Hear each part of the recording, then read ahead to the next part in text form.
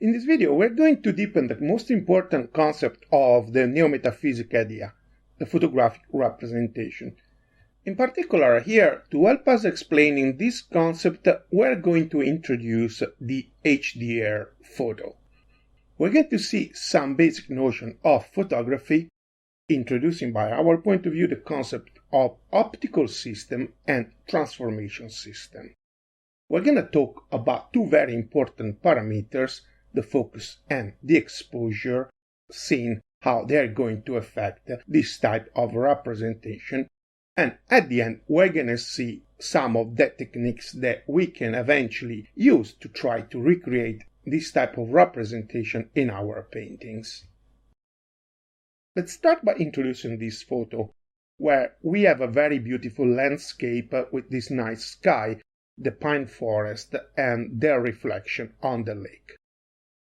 Probably most of you have noticed that in this representation there is something wrong. It's too beautiful to be real. And this because this is not a real photograph. It's what they call a high dynamic range or HDR photo. A normal camera without any software processing cannot shoot a picture like this. If we want to see the forest, we may have to set the camera exposure quite high and shoot a picture like this. If on the other side we want to see the sky, we have to set a lower exposure and get a photo like this. So at the end, to make it simple, we can say that an HDR photo is a digital collage of two or more pictures shot with different types of exposure joined together. For example, these two that we all perceive as more realistic. These examples shows us that the photography has some limits in representing the world around us due to the camera limits to acquire it. And also that consciously or unconsciously we perceive those limits and that we associate them with what we have called a photographic representation. And this is why the photography is considered a form of art, because a photographer using the limits of the camera is able to create a specific type of representation of a real scene.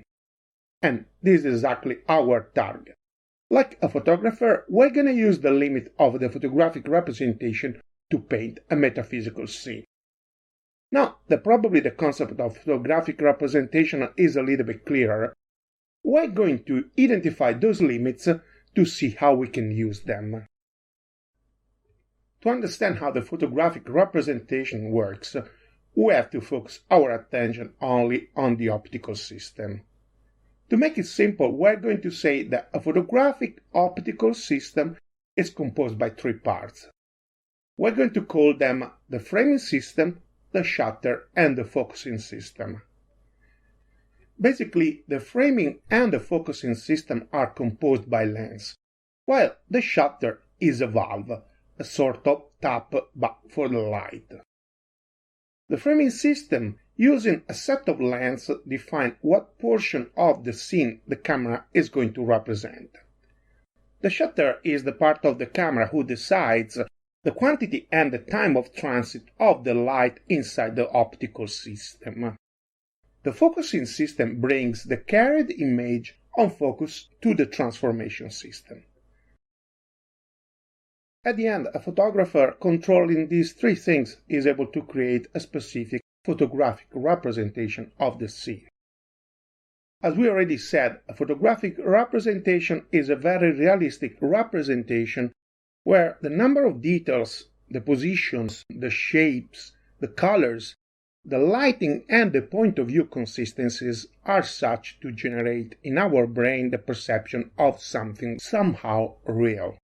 But this is a quite generical concept because we have also seen that this photo, which has the largest number of details matching this description, is not real. In few words, it's a necessary but not sufficient condition. So it's time to see which other parameters are needed and what role they play in the photographic representation. To make it simple, the two parameters defining the photographic representation are the focus and the exposure. The exposure defines the number of details that we're going to represent in the picture, while the focus defines how clearly we're going to see them. As we said, to control these parameters, we have to work on the optical system, choosing the type of lens, the inside relative position between them, the wideness and the timing of the shutter aperture. An important thing that we have to say about the exposure is that unless we can somehow control the lighting, as we have seen when we have talked about lights and shadows, there is a good chance that we can't get a perfect exposition all over the picture.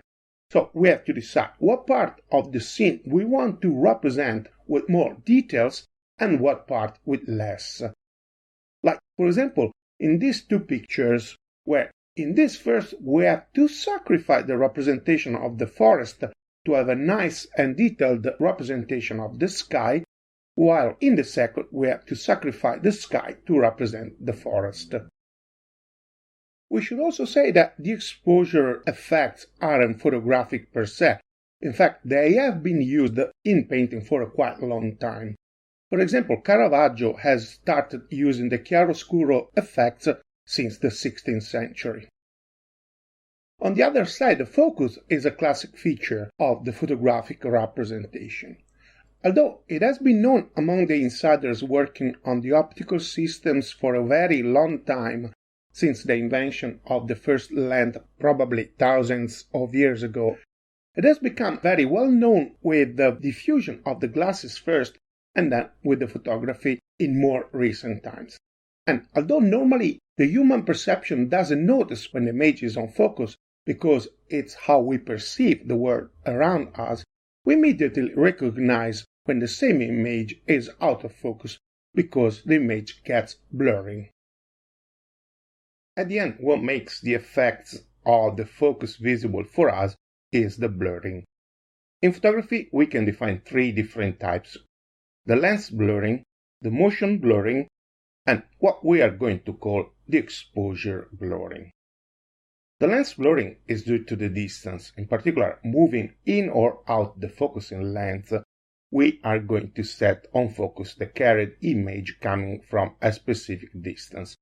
For example, in this shot, the focus is on the background, and this other is on the middle on this tree, while in this shot, on the branches of this olive tree, which is very close.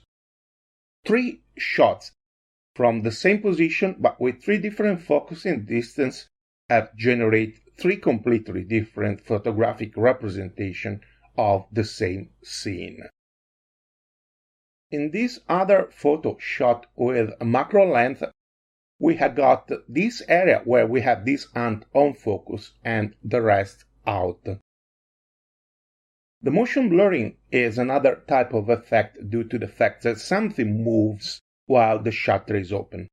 For example, in this shot, it was the camera moving, while in this other, we had a car passing through, and we got these lines here. This is exactly the same shot without the car. If we shoot the same picture with the lens out of focus, we get this image. To understand the concept of exposure blurring, we have to understand how the photographic exposure works. If we compare the shutter with the water tap and the photo with a bucket, the exposure is the level of water inside the bucket. Let's say, for example, this. Now, if we want to fill the bucket up to that level, and we totally open the tap, we're gonna get there very quickly. Well, if we open it just a little bit, to get to the same level, we're gonna need more time. So, if we set our camera on focus, for example, on this person, accordingly with the wideness of the shutter aperture, we have to choose an opening time that will allow us to get right to the bucket level. If we choose a shorter time, our picture will be underexposed, while if we choose a longer one, it will be overexposed. if the shutter aperture is the smallest of the length, the time will be the longest, while if the shutter aperture is the largest, the time will be the smallest. By the representative point of view, although in all these cases we get the same exposure, we get different representations of the same scene. If we use a small aperture with a longer exposure time, we get our picture more or less completely on focus. While we increase the aperture and we decrease the time, the focus of our subject slightly increases while the background starts to get blurry. At the end, on the other side of the exposure range, when the aperture is the largest and the time is the shortest, we have the best focus on the subject and the highest level of blurring on the background. These are the main parameters that a photographer can use to set a specific type of representation in his shots.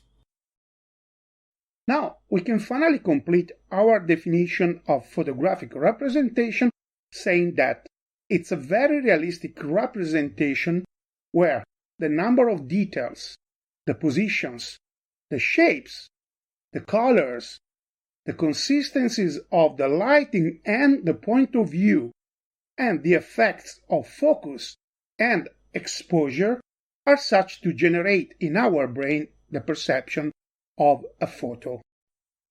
As you can imagine, this isn't easy to achieve, and it's almost impossible if we try to do it using only our imagination.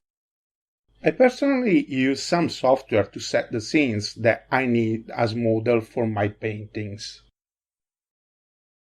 So now we're going to see quickly some of the methods that we can use to create our scenes. As we said, the first and the easiest way is the photo montage. So using a photo editor, we're going to cut one part of one photo off and we're going to paste it in a new one. In this case, there are a few things that we have to consider when we set our scene.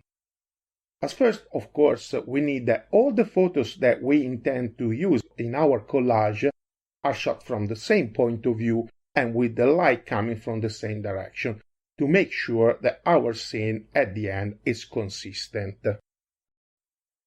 A small difference is normally difficult to perceive, but in case we have to consider fixing on the support eventual inconsistency. Then we have to make sure that the photographic effects like the focus or the exposure for each of the photos don't get in contrast with each other. Eventually, if it's possible, we have to adjust them, or if it's not, we have to discard them. Normally, this method presents a problem. It's really difficult to set in our scene transparent or very reflective objects, which, as we have seen, are very useful when we want to create a realistic perception. And this because they have represented inside them the original scene, which normally won't match with ours. And this, of course, is something that we want to avoid. We can always try to fix this problem on the super by painting what we believe it could be a realistic representation of the reflected or projected scene. As we have seen, there is also a second method that we can use to create a very realistic metaphysical scene, and it's by using a 3D editor. It's quite difficult because we have to use some very complicated program, but at the end we can set our metaphysical scene exactly like we would do with a more traditional representative one. We have to create all the drawings for all our subjects, choosing the material for each one of them. We have to set the background, the lighting, and arrange them exactly like we would do with a real scene. And at the end, the program is going to render out the scene for us. Normally, unless we are really good on using these programs, we can't get exactly all the photographic effects that we want. According with the software, there are hundreds or probably thousands of different settings that we should know how to use to get out the render exactly like we want. A good idea is to get a render as realistic as possible, and then to use a photo editor to work on the photographic effects. Once we have the model of our scene exactly like we had it in mind, we just need to apply the things that we have seen in the Representative Oil Painting Fundamentals video course to get the painting done. The only difference is that this time we really need to be accurate in our representative analysis.